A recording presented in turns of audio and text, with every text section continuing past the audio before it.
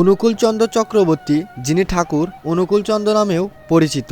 বলা হয়ে থাকে তিনি ছিলেন হিন্দু ধর্মের একজন বাঙালি ধর্মগুরু এবং বলা হয়ে থাকে শ্রী শ্রী অনুকূলচন্দ্রের পিতামাতার স্মৃতি রক্ষার্থে এই মন্দির নির্মিত করা হয়। আজকে আমরা এখানে ঘুরবো এবং এর পরিবেশটা ঘুরে দেখাবো।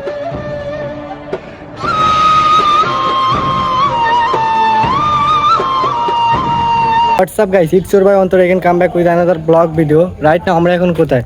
আমরা এখন ঠিক পাবনা শহরের সন্নিকটে হেমায়তপুর গ্রামে শ্রী শ্রী ঠাকুর অনুকূলচন্দ্রের সৎসঙ্গ মন্দিরটি অবস্থিত। অনুকূলচন্দ্রের পিতা ছিলেন হেমায়তপুর গ্রামের শ্রী শিবচন্দ্র চক্রবর্তী এবং মাতা ছিলেন শ্রী যুক্তা মনমোহিনী দেবী। সৎসঙ্গ আশ্রমটি আদিতে সাদামাটা বৈশিষ্ট্য নির্মিত হয়েছিল। এতে কোনো উল্লেখযোগ্য স্থাপত্য বৈশিষ্ট্য পরিলক্ষিত হয়নি। তবে বর্গাকৃতির ভবনটি শীর্ষদের 4টি ত্রিভুজ আকৃতির ক্রমহাসমান ছাদে আচ্ছাদিত ছিল। আর এই যে এখানে বেদনা বার্ত সৎসঙ্গ জগতে প্রেমল নক্ষত্র কেন্দ্রীয়। এ মন্দিরের শিখর ক্ষুদ্রাকৃতির কলস ফিনিয়াল আকর্ষণীয় বৈশিষ্ট্যমণ্ডিত ছিল।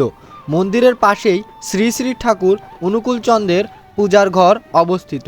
এ ক্ষুদ্র ভবনটি গম্বুজ বিশিষ্ট এবং ধনুক বক্র কার্নিশ ও গম্বুজে 4 কোণের 4টি দৃষ্টিনন্দন শিখর ধারণ করে এক বৈচিত্র্যময় বৈশিষ্ট্যের অবতারণা করেছে।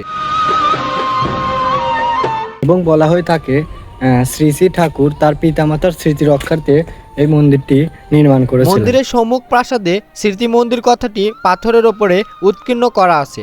অনুকূলচন্দ্র সৎসঙ্গ নামে একটি জনহিতকর সংগঠন প্রতিষ্ঠা করে গেছেন। প্রকৃত অর্থে অনুকূল ঠাকুর মানব কল্যাণে তার জায়গা জমি যথাসর্বস্ব উৎসর্গ করে গেছেন। স্মৃতি মন্দিরটির অন্যান্য ইমারতের তুলনায় এখনও সুসংরক্ষিত অবস্থায় আছে।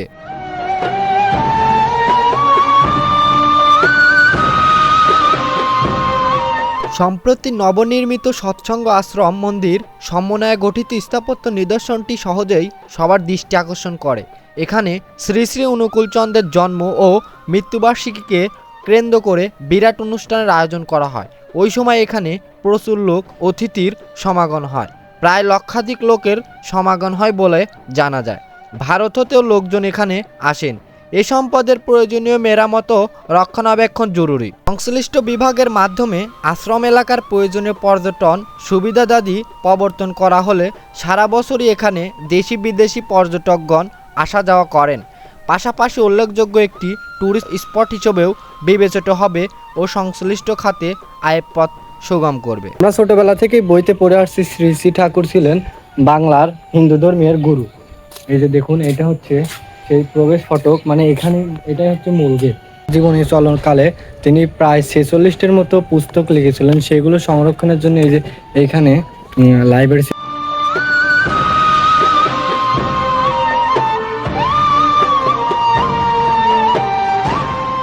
তো আমি এখন এই গেট দিয়ে এক্সিট হয়ে যাব।